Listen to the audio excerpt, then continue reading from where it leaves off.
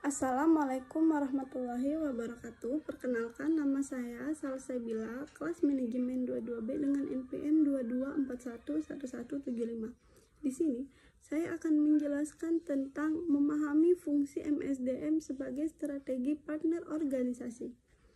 Manajemen sumber daya manusia atau disebut juga MSDM memegang peran penting sebagai partner strategi dalam organisasi. Mereka bertanggung jawab dalam proses penarikan dan rekrutmen SDM yang berkualitas, menjaga budaya kerja yang sehat, mengembangkan karyawan, serta merencanakan strategi bisnis organisasi. Penarikan dan rekrutmen SDM. 1. Analisis kebutuhan. Menganalisis kebutuhan organisasi akan SDM baru berdasarkan tuntutan dan arah bisnis. Yang kedua, sumber daya rekrutmen.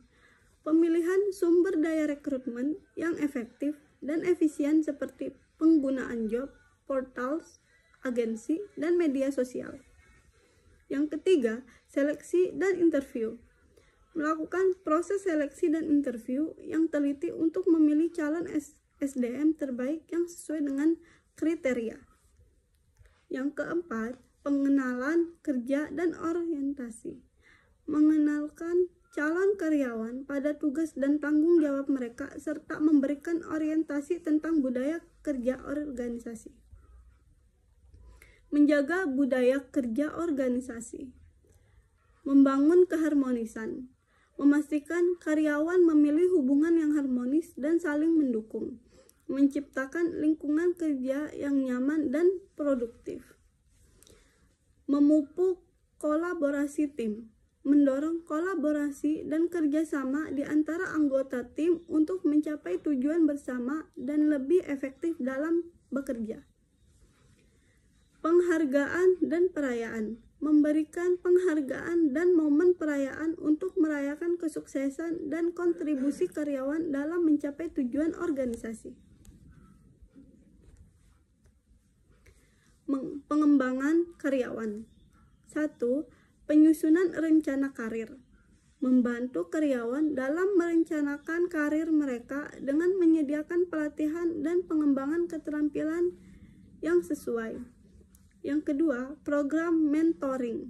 Menyediakan program mentoring untuk membantu karyawan dalam mengembangkan potensi mereka dan mencapai tujuan karir. Yang keempat, pelatihan keterampilan. Menyelenggarakan pelatihan keterampilan untuk meningkatkan kompetensi dan keahlian karyawan dalam bidang kerjasama mereka. Yang keempat, program pembelajaran berkelanjutan. Memberikan akses kepada karyawan untuk mengikuti program pendidikan atau kursus yang relevan dengan pekerjaan mereka. Manajemen kinerja dan evaluasi. Tujuan kinerja yang jelas. Menetapkan tujuan kinerja yang spesifik dan terukur agar karyawan memiliki panduan dan motivasi dalam bekerja. Penyusunan evaluasi kinerja.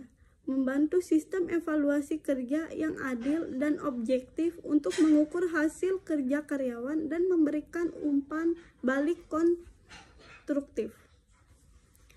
Pengembangan peningkatan kinerja. Memberikan pelatihan dan pengembangan berkelanjutan kepada karyawan untuk meningkatkan kinerja mereka. Manajemen perlindungan dan kesehatan karyawan. 1. Perlindungan hukum. Memastikan organisasi mematuhi semua peraturan hukum yang berkaitan dengan kesehatan dan keselamatan di tempat kerja. Yang kedua, pencegahan cedera dan kecelakaan kerja. Menerapkan langkah-langkah pencegahan yang efektif untuk memastikan kesehatan dan keselamatan karyawan terjaga. Yang ketiga, program kesehatan karyawan. Menyediakan program kesehatan dan konseling untuk membantu karyawan menjaga keseimbangan kerja dan kehidupan pribadi mereka. Peran MSDM dalam merencanakan strategi bisnis organisasi. 1. Analisis dan perencanaan kebutuhan SDM. melakukan analisis tentang kebutuhan SDM sekarang dan di masa depan untuk mendukung rencana bisnis organisasi. Tenaga kerja yang beragam, memanfaatkan keragaman setiap anggota tim dalam menciptakan keunggulan kompetitif dan inovasi dalam bisnis organisasi. Pengelolaan kinerja dan reward system, pengelola kinerja karyawan dan sistem reward yang sesuai untuk mencapai tujuan bisnis yang telah diterapkan. Baik, itu saja yang dapat saya sampaikan. Wabillahi taufiq wal hidayah. Wassalamualaikum warahmatullahi wabarakatuh.